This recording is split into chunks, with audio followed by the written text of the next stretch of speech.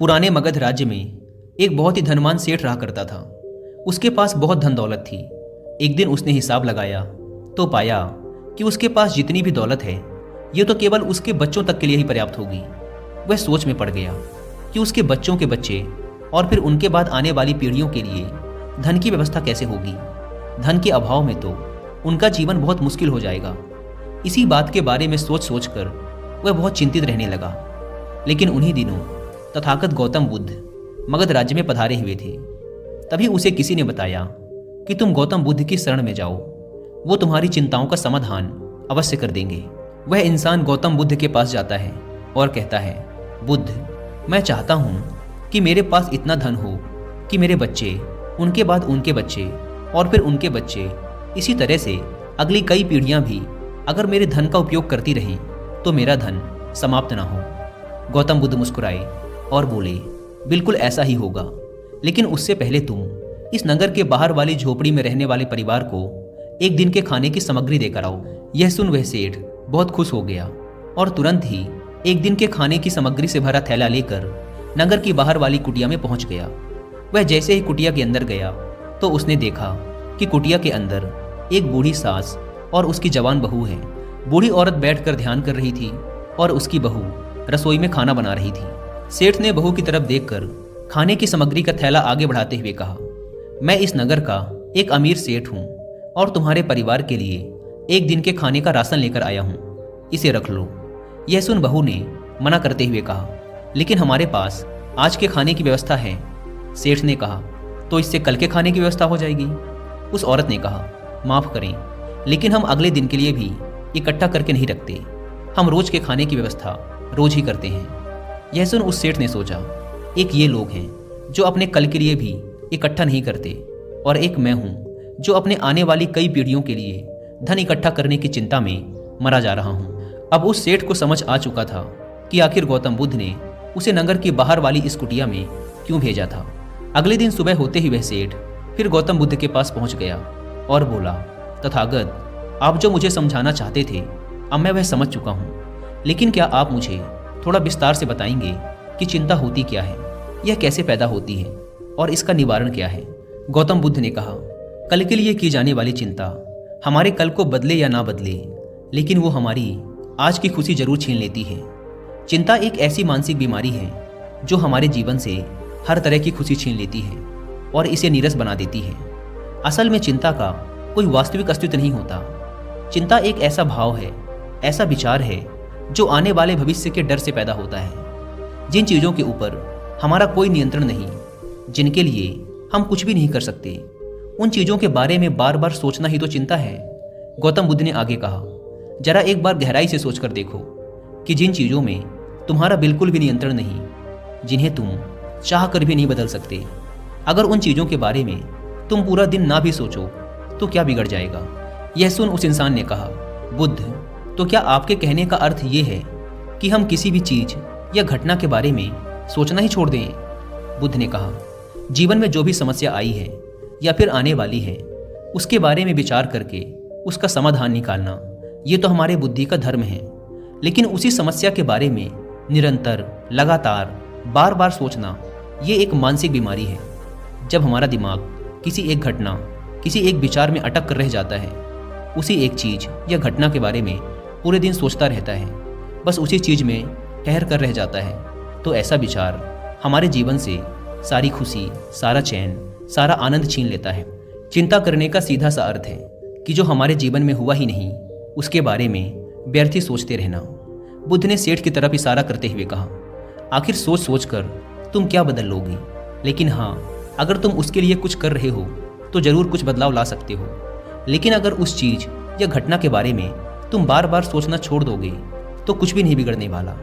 तो क्यों सोचते रहते हो एक ही बात के बारे में? क्यों अपनी हर खुशी और जीवन की शांति को अपने ही हाथों उजाड़ रहे हो? लोग भविष्य की जिन घटनाओं के बारे में सोच सोच कर परेशान होते रहते हैं, उनमें से ज़्यादातर घटनाएं तो उनके जीवन में कभी घटती ही नहीं। चिंता करने से तुम्हारी आने वाली समस्याओं का समाधान नहीं होने वाला, लेकिन तुम्हारा आज का सुख चैन जरूर चला जाएगा। तुम एक बात का अनुभव करना कि चिंता से भरा एक घंटा तुम्हें पूरे दिन की मेहनत से भी ज़्यादा थका देता है।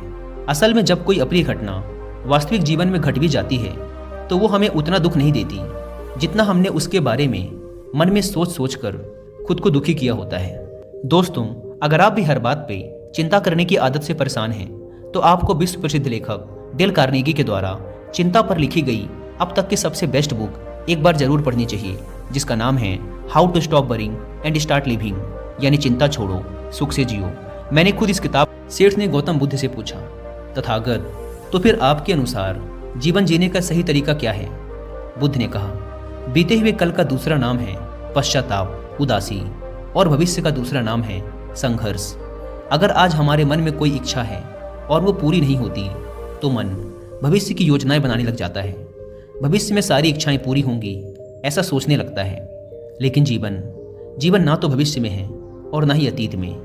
जीवन तो इस पल का नाम है, अर्थात इस पल का अनुभव ही जीवन का अनुभव है।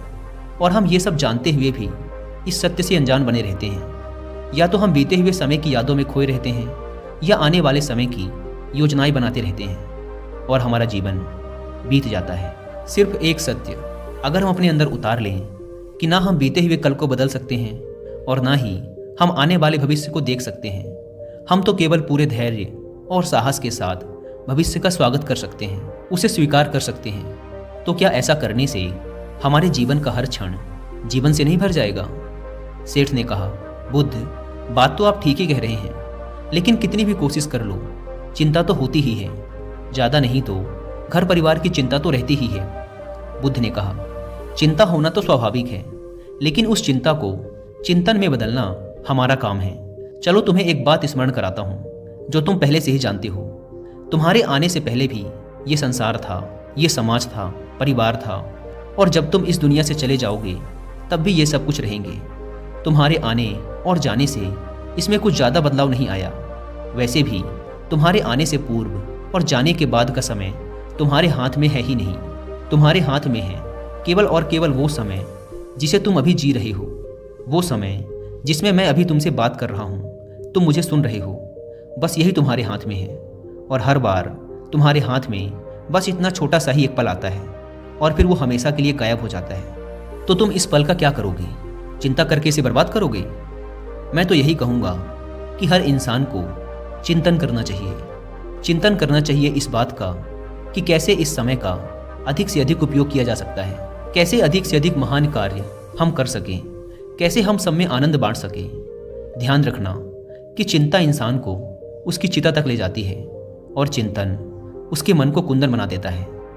सेठ ने कहा, बुद्ध, मैं आपकी बात समझ गया कि हमें जीवन को ज़्यादा गंभीरता से ना लेकर इसे पूरी ऊर्जा और आनंद के साथ वर्तमान में जीने की कोशिश करनी चाहिए। सेठ ने आगे प्रश्न किया, लेकिन बुद्ध, अगर कोई इंसान चिंता से घिर चुका है तो वो इससे बाहर कैसे आए? गौतम बुद्ध ने कहा, क्या तुम कभी किसी बड़ी सुरंग से बाहर निकले हो?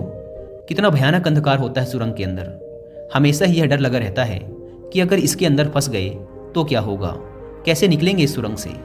लेकिन अगर ध्यान से देखें तो सुरंग चाहे कितनी ही बड़ी क्यों ना हो, सुरंग के दूसरे किनारे पर हमेशा प्रकाश ही होता है और उस प्रकाश तक वही पहुंच पाता है जो उस पूरी सुरंग को पार करके सुरंग के दूसरे द्वार तक पहुंचता है। और ठीक इसी प्रकार हमारे जीवन में कई बार हम लोग खुद को निराशा और चिंता की काली सुरंग में फंसा पाते हैं, जहां से बाहर जाने का रास्ता नजर नहीं आता और ऐसा लगने लगता है कि ये जीवन ऐसे ही समाप्त हो जाएगा। लेकिन ऐसी परिस्थिति में ठीक उस सुरंग की भांति इस निराशा और चिंता को समाप्त करने वाला आशा का प्रकाश उसे ही मिलता है जो निरंतर आगे बढ़ता रहता है, जो लगातार प्रयत्न करता रहता है। इसीलिए अगर तुम्हारे जीवन में कभी भी उदासी और चिंता का पल आए तो रुकना मत, बस लगातार प्रयास करते रहना, तुम्हें सफलता अवश्य मिलेगी। अब तक सेठ गौतम बुद्ध की बातें समझ चुका था। उसने बुद्ध का धन्यवाद किया और वहाँ से चला गया। लेकिन उससे पहले दोस्तों कि मैं इस वीडियो को समाप्त करूँ, मैं आपके साथ 5 ऐसे प्रैक्टिकल टिप्स शेयर करना चाहता हूँ जिनका इस्तेमाल करके आप अपने लाइफ में आने वाली बहुत सी चिंताओं और परेशानियों को काफ़ी हद तक कम कर सकते हैं। तो जो पहली सीख है वो ये है कि जीवन को ज़्यादा गंभीरता से लेना छोड़ दें कि ये हो गया तो क्या होगा, वो हो गया तो क्या होगा। कुछ भी नहीं होगा। अगर कुछ हो भी गया तो आप उस परिस्थिति के अनुसार कोई ना कोई रास्ता निकाल ही लोगे।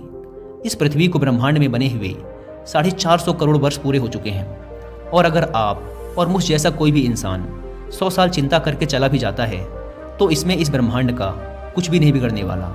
इसीलिए हर रोज़ खुद से ये बोलिए कि मुझे सिर्फ जिंदा नहीं रहना बल्कि जीना भी है। दूसरी सीख ये है कि हर छोटी छोटी बात के लिए चिंता करना छोड़ दें, जैसे ट्रैफिक में फंसने की चिंता, कोई छोटा मोटा पैसे का लॉस हो गया उसकी चिंता, आज ठंडा खाना खाना पड़ेगा इसकी चिंता, और ना जाने ऐसी कितनी फिजूल की चिंताएं हम अपने मन मस्तिष्क में लेकर ढोते रहते हैं। जरा एक बार सोच के देखिए कि जिस दिन आप अपनी आखिरी सांसें गिन रहे होंगे, क्या तब भी ये सारी परेशानियां आपको उतनी ही बड़ी लगेंगी जितनी आज लग रही हैं? नहीं ना। तब उस दिन ये सारी परेशानियां जो कि आज आपको पहाड़ जैसी लग रही हैं, एक छोटे से रेत के कण से भी छोटी लगेंगी। इसीलिए हर छोटी बात के लिए चिंता करना छोड़ दें। तीसरी सीख, ये बात हमेशा याद रखें कि जीवन बहुत छोटा है। आप आज, अभी और इसी पल भी मर सकते हैं। हम हर बात की चिंता इसलिए भी करते हैं क्योंकि हमें लगता है कि अभी हमारे पास बहुत समय है, हम बहुत सालों तक जिंदा रहेंगे। मरते तो दूसरे लोग हैं, मैं तो जीवित रहूँगा। इसीलिए लगातार खुद को याद दिलाते रहिए कि ज़्यादा चिंता करने से कोई मतलब नहीं। हो सकता है कि आज का दिन मेरा आखिरी दिन हो। चौथी बात, आप ये स्वीकार कर लें कि इस दुनिया में कोई भी परफेक्ट नहीं होता, सबसे गलतियां होती हैं। इसीलिए लोगों को माफ़ करना सीखें। इस दुनिया में ईश्वर ने जो भी बनाया है सब बहुत खूबसूरत है। अगर हम उसमें अच्छाई नहीं देख पा रहे तो इसका मतलब ये नहीं कि वो चीज़ें खराब हैं, बल्कि इसका मतलब ये है कि अभी तक हम इतने मैच्योर नहीं हुए कि हम उस चीज़ में अच्छाई देख सकें। और पांचवी बात, लोगों की मदद करिए बिना उन्हें बताए। जब हम बिना किसी पर एहसान चढ़ाए बस ऐसे ही उसकी मदद करते हैं तो हमें अंदर से एक गजब की शांति और सुकून का अनुभव होता है, जो हमें ताकत देता है किसी भी बुरी परिस्थिति से लड़कर उससे बाहर निकलने में। दोस्तों, हमें अपने जीवन में चीज़ों को लेट गो करने का एटीट्यूड डेवलप करना चाहिए कि कोई बात नहीं, जो होगा देखा जाएगा। कोई बात नहीं, जो हो चुका उसमें मेरा कंट्रोल नहीं था, अब जो होगा उसे मैं बेहतर बनाऊंगा। जीवन में सबसे ज़्यादा मायने रखती है हमारी खुशी, और हम तभी खुश रहेंगे जब हमारे दिल और दिमाग में चिंताओं का बोझ ना हो। इसीलिए चिंता छोड़ें, सुख से जिएं।